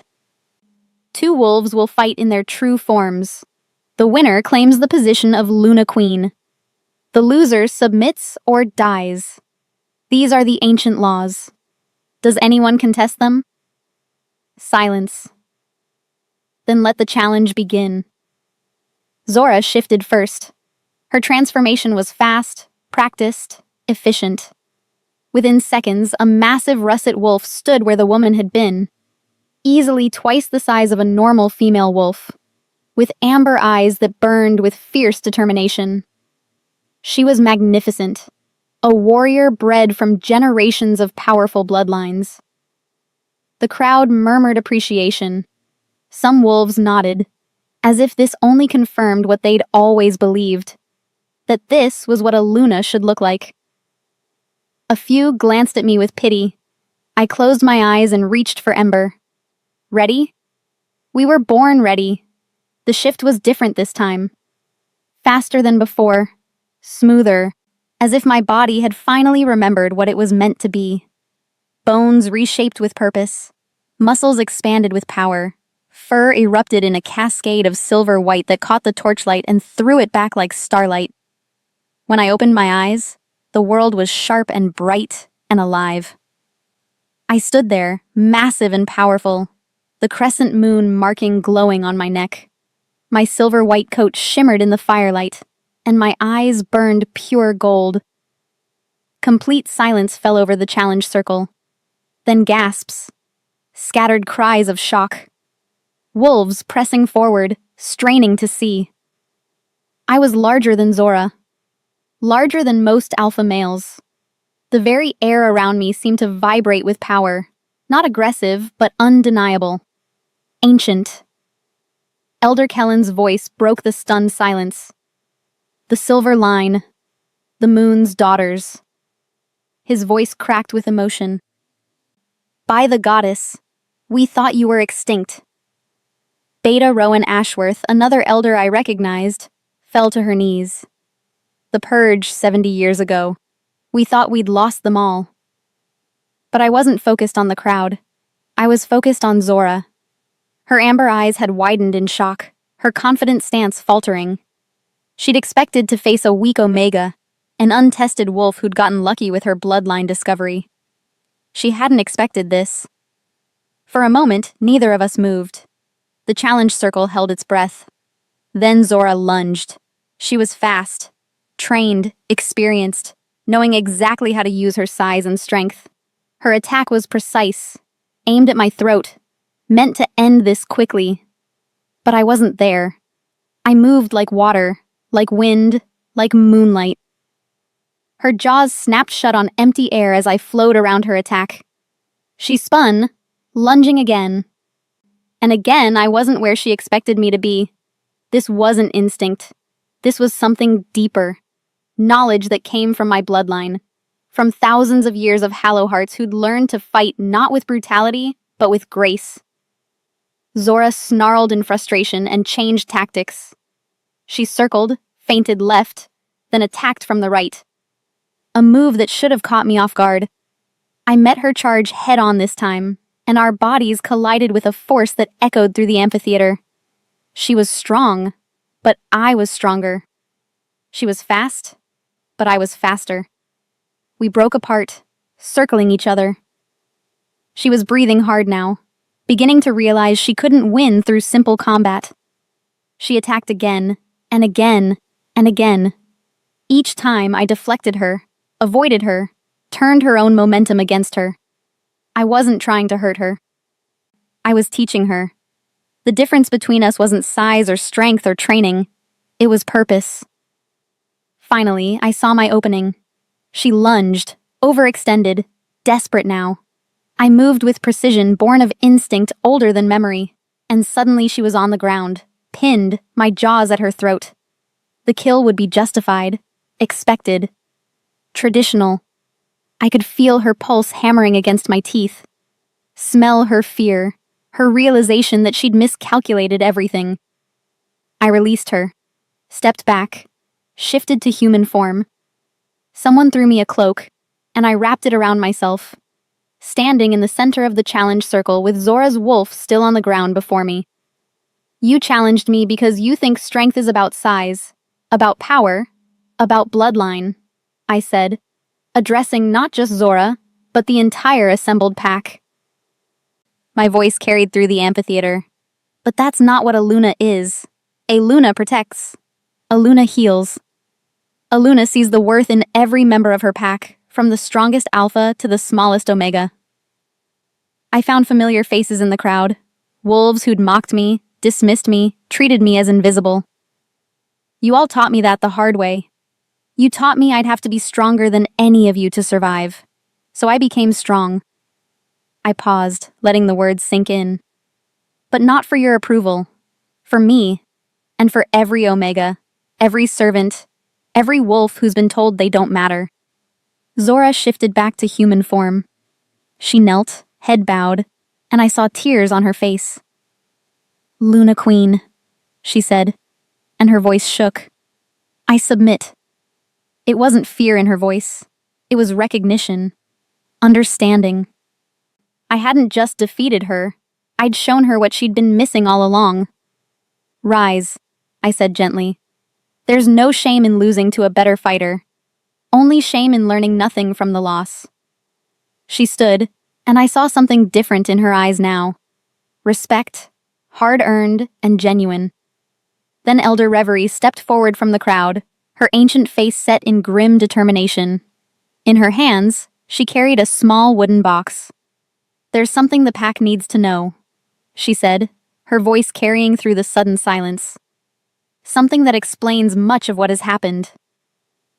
She opened the box, revealing herbs and documents, evidence she'd been gathering for weeks.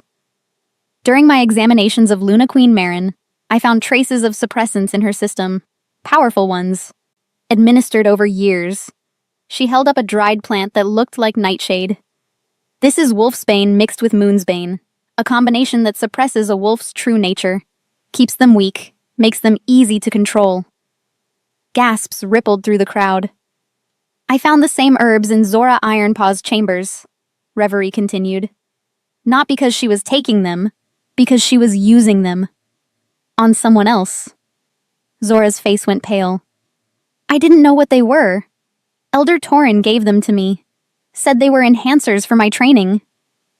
You were being used, Reverie said, not unkindly. As was Vayne.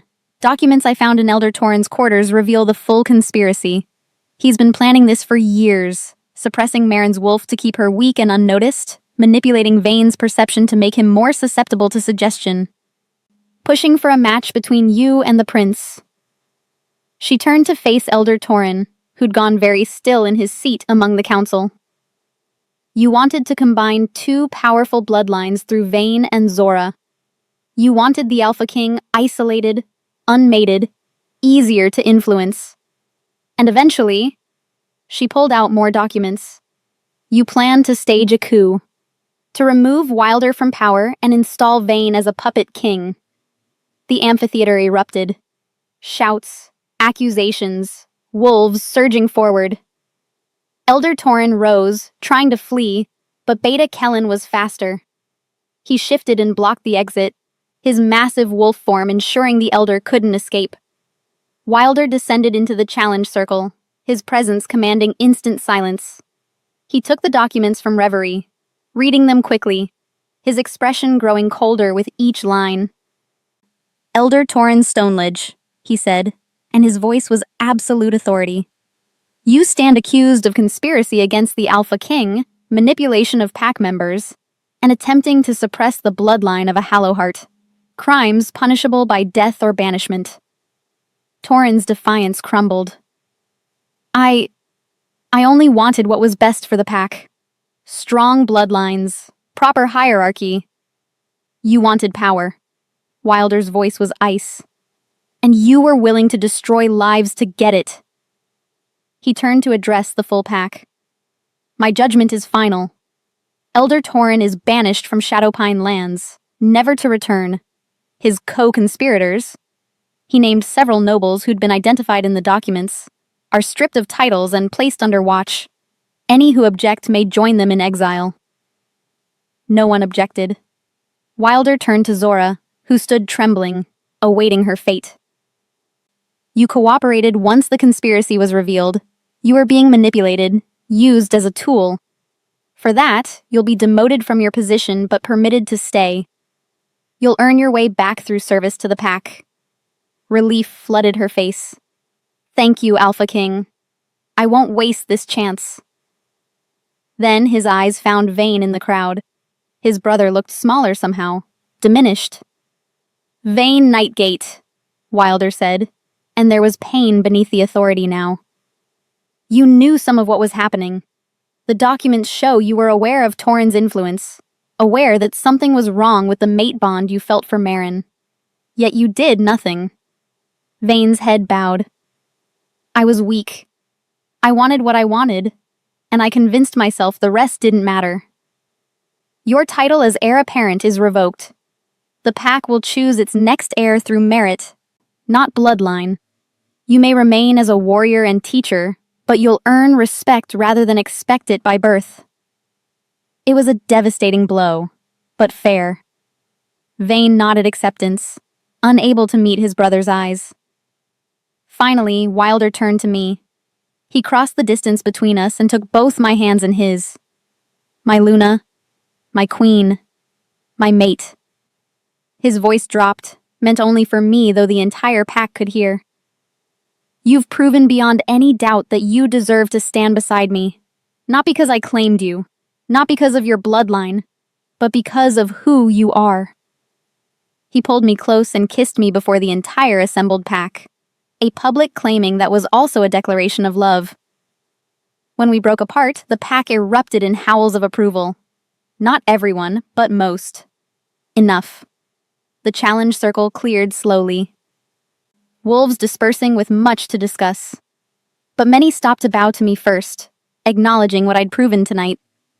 I stood in the center of the ancient stones, surrounded by the pack that had once dismissed me, wearing a cloak instead of armor, and felt the weight of transformation settle over me. I was no longer the servant girl who'd been rejected. I was Maren Hallowheart, Luna Queen of Shadowpine, last daughter of the Silver Line. And this was only the beginning. 3 months had passed since the challenge, and winter had settled over Shadowpine territory like a blanket of crystallized starlight. I stood at the window of the chambers I now truly shared with Wilder, watching snow fall over the packlands. The morning sun turned everything golden, and the world looked reborn, transformed, much like I had been. The winter gathering was tonight, all the regional packs assembling once more, but this time not to question my right to be here, but to witness what Shadowpine had become under our joined leadership. "You're thinking too hard." Wilder's voice came from behind me, his arms wrapped around my waist, pulling me back against his chest. I can feel it through the bond.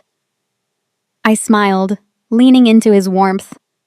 The bond between us had only grown stronger over these past months. A constant presence, a continuous connection that made me feel complete in ways I'd never imagined possible. "Just reflecting," I said, "about how different everything is now." "Tell me." So I did. I told him about the changes we'd implemented together. The medical wing had been expanded, with new healers trained in methods I'd learned from my Hallowheart abilities. We'd saved dozens of lives that would have been lost before. Warriors wounded in border disputes, pups born too weak to survive, elders succumbing to illnesses that were now treatable.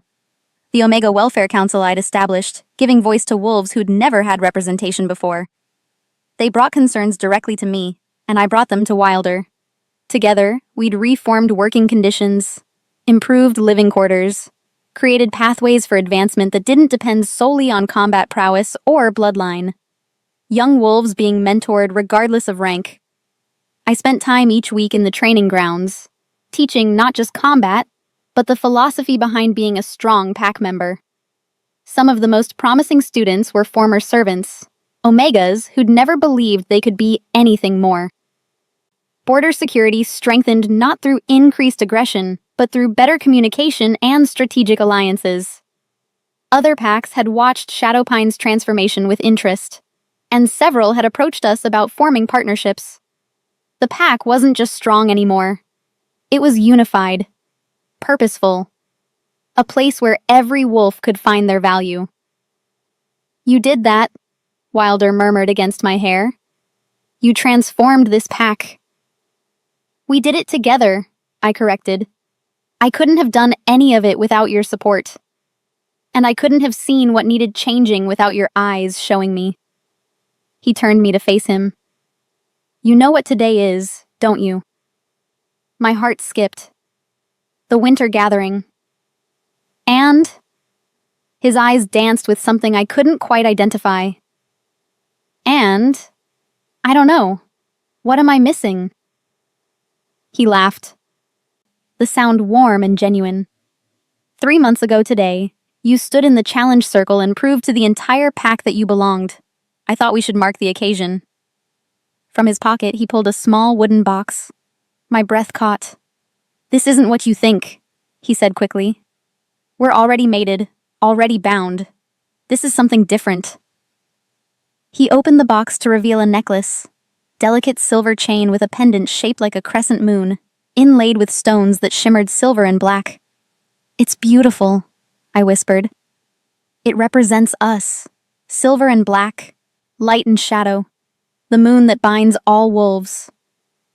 He lifted it from the box. "Turn around." I did, and he fastened it around my neck. The pendant settled just below my collarbone, warm against my skin. "Perfect," he said softly. A knock interrupted the moment. Nola's voice came through the door. Luna Queen? The guests are beginning to arrive for the gathering. Thank you, Nola. We'll be down shortly. I took a moment to dress carefully. An elegant gown in deep midnight blue that Nola had helped me choose. Practical enough to move in, but beautiful enough to make a statement. The claiming mark on my wrist was visible, the silver lines that bound me to Wilder. The moon pendant gleamed at my throat. Together, we descended to the great hall. It was magnificent. Decorated for the winter gathering with evergreen branches and silver ribbons. The scent of pine and cinnamon heavy in the air. Wolves from every regional pack filled the space. Hundreds of them, all in their finest clothes. All here to celebrate the season and reaffirm alliances. Wilder and I took our positions at the entrance, greeting each pack as they arrived. This was my first time officially hosting as Luna Queen, and I was determined to do it right. Alpha Marcus of Ironwood Pack, I said, extending my hand to a grizzled older wolf. Thank you for traveling so far in winter weather. He clasped my hand with genuine warmth. Luna Queen Marin, I've heard remarkable things about what you've accomplished here. My pack would be honored to learn from your methods. Perhaps we can discuss an exchange program, I suggested. Your pack's forestry management techniques are legendary. We could learn much from each other. His eyes lit up. We talked for several minutes about potential collaboration before the next pack arrived. And so it went. Alpha after alpha, beta after beta, each greeting bringing new conversations, new opportunities. I greeted every wolf with the same respect, regardless of their rank. I remembered names, asked about families, showed genuine interest in their lives. This was what a Luna did. Not just fight or display power, but connect. Build bridges. See the value in every wolf. A small commotion near the entrance caught my attention. A young child from one of the visiting packs, maybe 5 years old, was crying, overwhelmed by the crowd and noise. Her parents tried to calm her, but she was too frightened. I excused myself from the alpha I'd been speaking with and knelt down to the child's level. Hello? I said gently. What's your name? Luna. She hiccuped through tears. Like you. I smiled. That's a beautiful name. Are you scared of all the people? She nodded, still crying. Would you like to see something special? She nodded again. Curious now, despite her fear. I closed my eyes and shifted, but only my eyes, maintaining the control I'd been practicing. When I opened them, they burned pure gold. Wolf eyes in a human face. The little girl's tears stopped immediately. Pretty, she breathed. Your wolf eyes will be pretty too, when you're old enough to shift, I told her. And you know what? Every wolf here, no matter how scary they seem, they all remember being little and frightened sometimes. She giggled, reaching out to touch my face. Her parents watched with expressions of gratitude and awe. I shifted my eyes back and stood, giving the girl one last smile before returning to Wilder's side. You're extraordinary, he murmured. Do you know that? I'm just me, the me I was always meant to be. The evening progressed beautifully. Formal proceedings renewed alliances and settled minor disputes. The feast was abundant, the music lively. Wolves danced and celebrated, and for the first time in memory, the different packs mingled freely, sharing stories and forging new connections. During a quiet moment, I noticed Vane across the hall. He stood with a group of younger wolves, teaching them something, probably combat techniques, based on the movements they were mimicking. He looked different than he had 3 months ago. Humbler, more focused. He'd been working hard to earn back respect through service rather than expecting it by birthright. He trained warriors, mentored troubled young wolves, took on tasks that needed doing without complaint. When he noticed me watching, he approached and bowed formally. Luna Queen. Vane. I gestured for him to rise. How are you? Better. He glanced back at the young wolves he'd been teaching. Finding purpose. Understanding what actually matters. He paused. I owe you an apology. A real one. Not the self-serving attempt in the garden. You don't. I do. His voice was firm. I was weak when I should have been strong. I chose appearances over honor. I hurt you because I was too cowardly to stand against social pressure. And I'm sorry. Truly, deeply sorry. I studied him for a moment. There was no charm now. No golden prince persona. Just genuine remorse and hard-won maturity. We all have paths to walk, I said finally. I'm glad you're finding yours. Relief flooded his face. Thank you. He returned to his students, and I felt something release in my chest. Not forgiveness exactly, that would take time, but acceptance. The past was the past, and we were both different people now. Later in the evening, Zora approached. She wore the uniform of the Pack Guard, having worked her way up from basic patrol to a position of minor leadership through sheer determination and skill. Luna Queen, she said, nervous but determined. May I speak with you? I gestured permission, stepping aside to a quieter corner. I wanted to apologize, properly, without excuses. She met my eyes directly. I let ambition blind me to what actually matters. I thought strength was about power and dominance and proving I was better than everyone else. You didn't just defeat me in that circle. You taught me what strength really looks like. And what does it look like? Compassion, protection, seeing value in others instead of just seeing competition. She smiled slightly. I've been working with the Omega Welfare Council, helping implement security improvements for their quarters. It's humbling and fulfilling in ways combat never was. The pack needs warriors who fight for the right reasons, I told her. Who protect because they care, not because they want glory. I think you're becoming that kind of warrior. Her eyes shone with unshed tears. I won't waste this second chance. I know. That's why I'm giving it. As she walked away, I felt Wilder's presence behind me before he touched me. The bond always let me know where he was. You're too forgiving, he said, though his tone held approval rather than criticism. Everyone deserves a chance to become who they're meant to be. Even people who hurt us. Even Vayne? Even Vayne. I turned to face him. He's your brother. You'll never stop loving him, even if you can't forgive him yet. And someday, maybe you'll be able to do both. How did you get so wise? I learned from the best. I reached up to touch his face. A king who sees value in everyone, who rules with strength and compassion, who taught me that power and kindness aren't opposites. They're meant to work together. He pulled me close and we stood together watching the celebration. Our pack, because it was truly our pack now, celebrating not just winter, but the new beginning we'd created together. Later, we escaped to our private chambers. The celebration would continue for hours, but we needed a moment alone, away from the watching eyes and social obligations. I stood on the balcony overlooking our territory, watching snow fall gently over the forest. Wilder joined me, wrapping a warm cloak around my shoulders before pulling me back against his chest. Do you ever think about that night? I asked. The ceremony? Every day. Do you regret it? He turned me to face him, his storm gray eyes intense. That night, I claimed you to save you. But every day since, I've chosen you because I love you. And I choose you. I touched his face gently. Not because you're a king, not because you saved me, but because you saw me when I was invisible. Because you recognized my strength when everyone else saw weakness.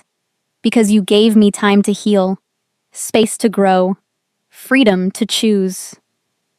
Why then? His voice was soft, vulnerable in a way he rarely allowed. Because you're home. We kissed then, slow and deep, sealing the words with touch. The bond between us sang with joy, with completion, with absolute rightness. When we finally broke apart, Wilder spoke against my lips. We have challenges ahead. Border disputes with the Northern Pack. Political maneuvering from packs who don't like our reforms. the constant work of leadership. I know, but we'll face it together. Together, I agreed. We shifted then, both of us, our wolves emerging to run through the snow-covered forest. Silver and black, light and shadow, moving as one through the winter night. The pack howled in the distance. Celebration, acceptance, unity. And I howled back, my voice echoing through the mountains. Not a cry of pain or loneliness. A declaration. I am here. I am strong. I am home. We returned to human form eventually, standing at the edge of a cliff overlooking our entire territory. Dawn was breaking over the mountains, painting the sky in shades of pink and gold. "What are you thinking?" Wilder asked. "I'm thinking about the girl who stood in that ceremony circle, broken and humiliated. And I'm grateful to her. For surviving, for refusing to give up, for taking your hand even when she was terrified." I looked at him, my eyes glowing gold in the dawn light. Because she became me, and I became who I was always meant to be. He pulled me close, and we watched the sun rise together. I thought about everything that had happened. The rejection that had felt like the end of my world. The claiming that had seemed like mercy. The discovery of who I really was. The challenge that had proven my worth. The love that had grown from recognition into something unbreakable. They mocked me when I was rejected. They laughed when I stood broken in that circle. They thought my story ended that night. But they were wrong. That wasn't my ending. It was my beginning. The beginning of understanding that strength isn't about being chosen. It's about choosing yourself. The beginning of realizing that the mate bond isn't about fate. It's about finding someone whose soul recognizes yours.